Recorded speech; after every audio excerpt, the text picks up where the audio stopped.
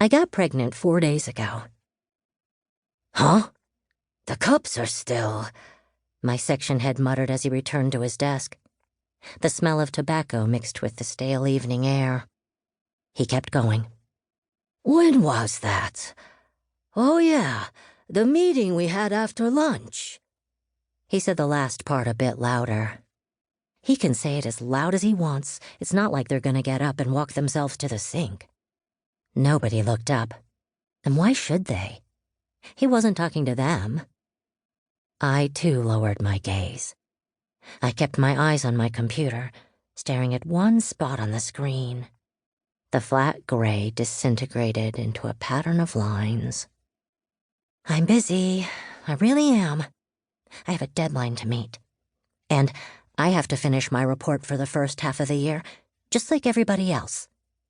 A shadow appeared over the spreadsheet on my screen. Hey, cups? He's talking to the cups now. So weird. With my mouth shut to keep out his hot, dry breath, I just banged on the space bar over and over. Shibata.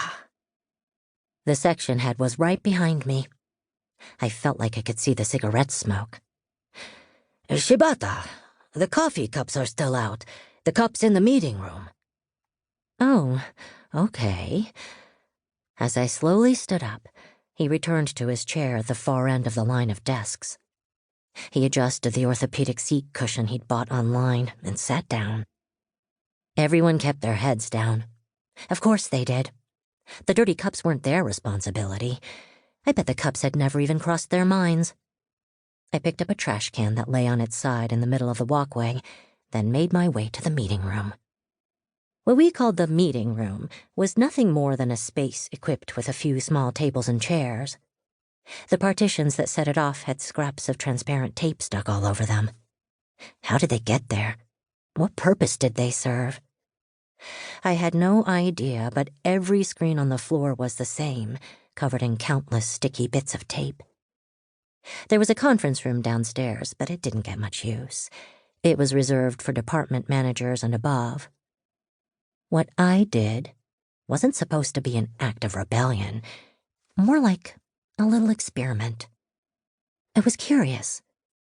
I wanted to see if it even occurred to any of my coworkers, maybe somebody who'd actually been in the meeting, to clean up.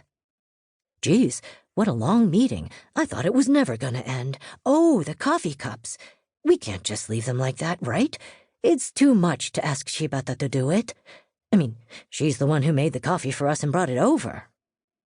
I think I just wanted to know what would happen if nobody was there to keep an eye out, to rush over as soon as the meeting ended and deal with the messes they'd made. And I still might have obliged, had I not been met with the sight of dirty cups, some still with coffee in them and stuffed with cigarette butts.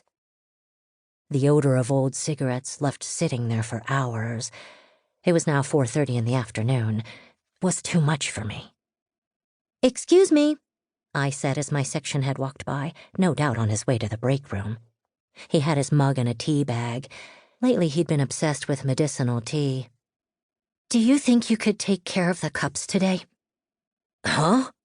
"I can't do it." Why? What's going on? "I'm pregnant. The smell of coffee, it triggers my morning sickness. The cigarettes, too. Anyway, isn't this supposed to be a non-smoking building?" And that's how I became pregnant. When HR asked when the baby was due, I said the first date that came to mind, the middle of May. Which meant, working backward, I had to be 5 weeks in. A little early to share the big news, I know. HR advised me to consult my coworkers about whether any adjustments should be made to my work schedule. I went to see my section head. He went to see the department manager. The department manager didn't know what to do. And why should he? I was the only woman in my section. There'd been 2 other women before me, but one quit to look after her elderly parents. The other left when she got married.